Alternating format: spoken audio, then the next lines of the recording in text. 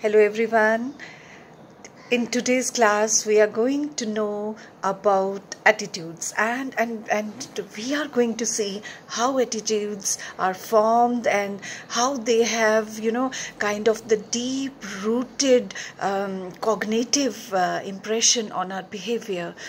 So quickly we will talk beta attitude beta. An attitude is it is a positive, negative or mixed evaluation of an object.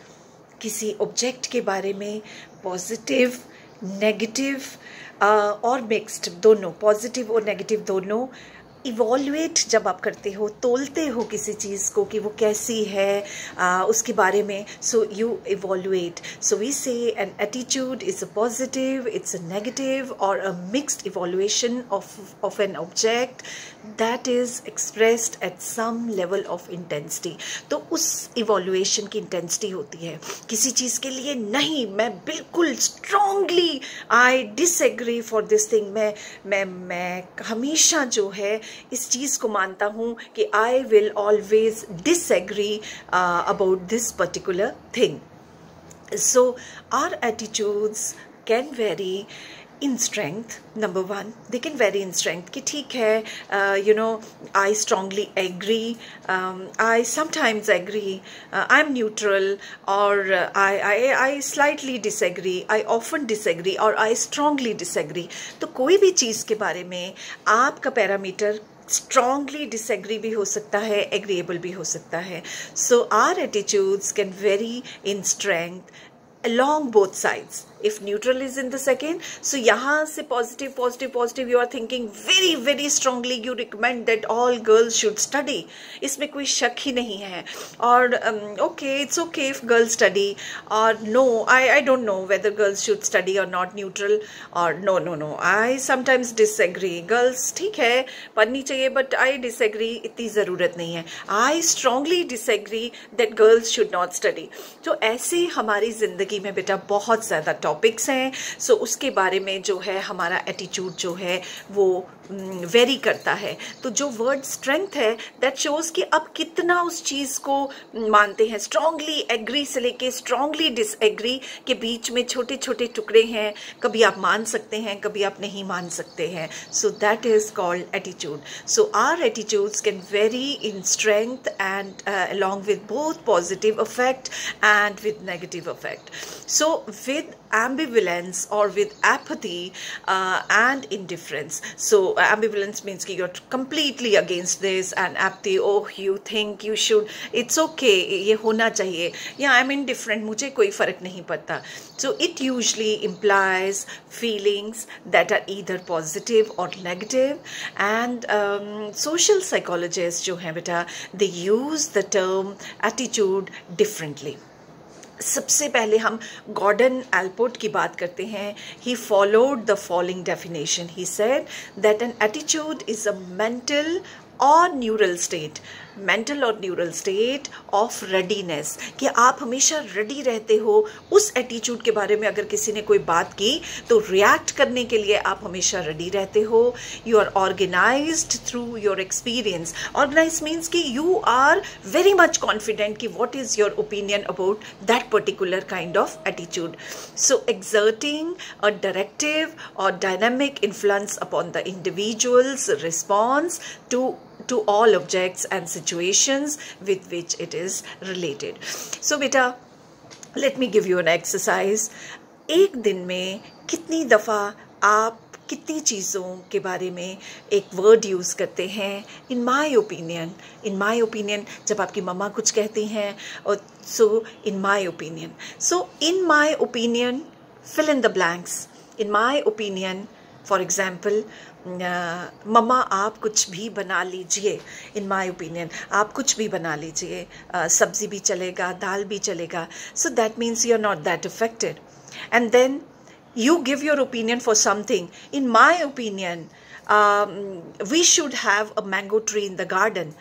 So you will resist a bit, and then in my opinion I must go to the college, I will not agree, or in my opinion I should not get married, or girls should not get married when the time comes. So these kind of things beta, in my opinion, हम दिन में इतनी दफ़ा opinions form करते हैं, और कुछ चीज़ों के opinion फॉर्म हम बहुत न्यूट्रल ढंग से करते हैं, हमें कोई फ़र्क नहीं पड़ता, बट कुछ चीज़ों के लिए हम बिल्कुल रेडी रहते हैं to fight back, to show that yes, in my opinion this should happen.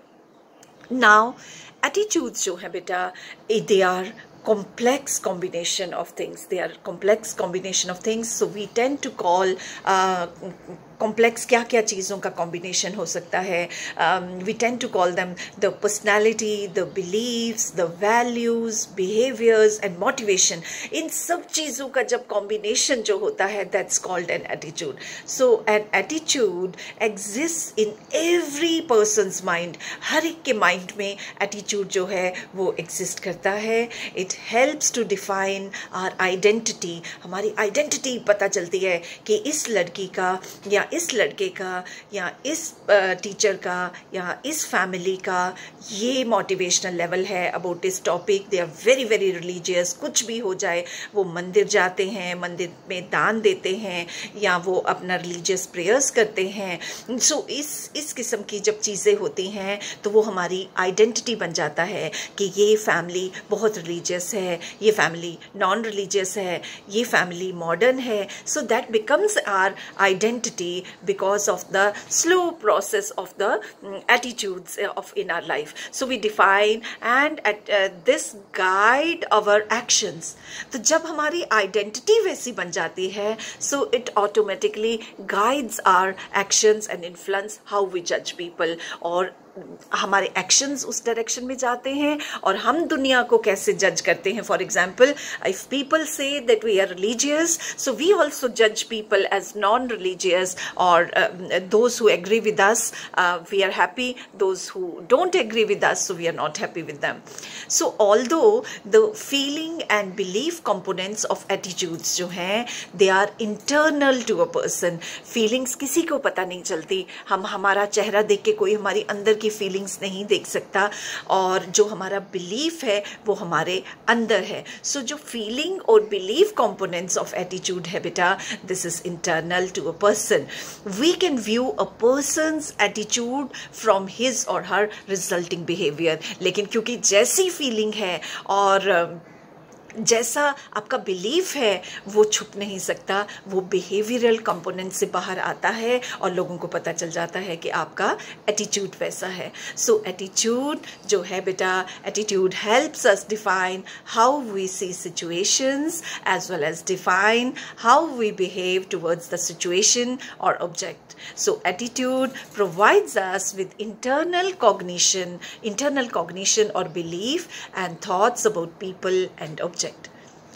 Again, attitude जो है बेटा, that causes us to behave in a particular way towards an object or person. क्योंकि हमारे cognitive mind की beliefs इतनी strong होती हैं कि उस दूसरे इंसान के लिए जिसके बारे में हमने attitude form किया है, या उस situation के बारे में या उस topic के बारे में हमारा जब एक cognitive belief बन गया है और हमारे emotions उसके साथ जुड़ गए हैं, तो automatically बेटा हमारा जो behavior है वो एक डायरेक्शन में चला जाता है, बेशक वो नेगेटिव हो, बेशक वो पॉजिटिव हो. Let me give you an example.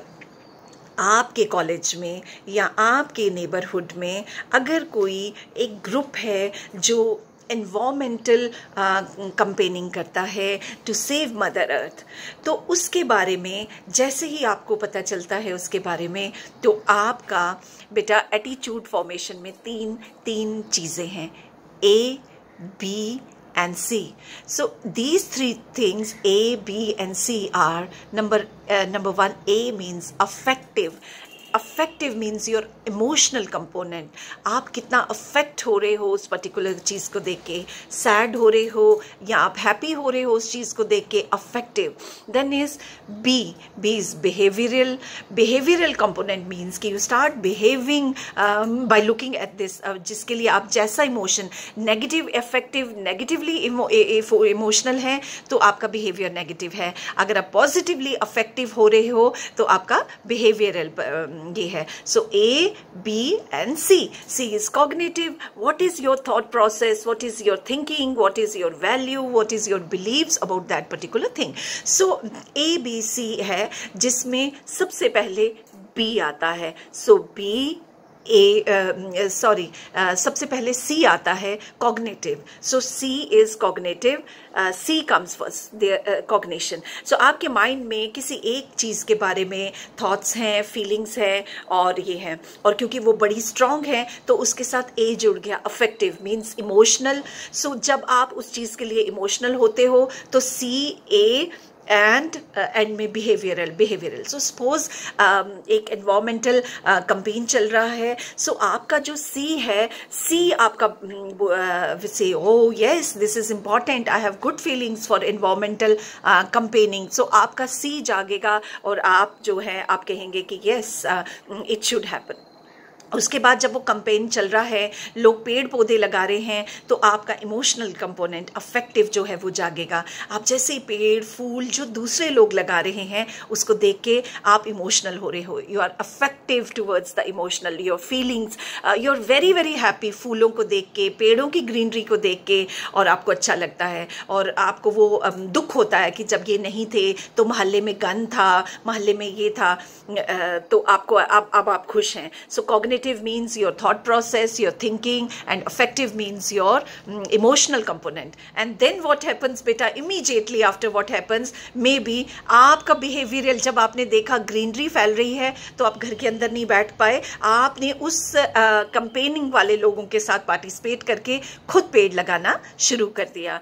So this we have to talk about in the nature of attitudes, that attitudes are the inbuilt strong belief about something. वो जो in my opinion कि mama आप कुछ भी बना लीजिए, that is really an opinion, that's not an attitude. But उस बात पे कि आपकी शादी कब होनी चाहिए, आपको डाउरी के बारे में आप क्या सोचती हैं, कितना पढ़ना चाहिए, और कुछ चीज़ें इतनी स्ट्रांग हैं कि आप उसको ऐसे ही नहीं छोड़ सकते, आप उसके बारे में बहुत सोचते हो, and that is called the attitude and the nature of attitude. So I hope you have understood what attitudes are. So in our next class we are going to discuss the formation of attitude, कि attitude कैसे form होते हैं और इसमें किन किन चीज़ों का रोल है और क्या process है. So today we learned about attitudes and the various components, you know, the three parts of cognitive, affective and behavioral parts. So this was all about attitudes. Thank you so much, and in case of any kind of queries, please write in the comment section and we will follow it again. After your comments we will solve that also. Thank you so much.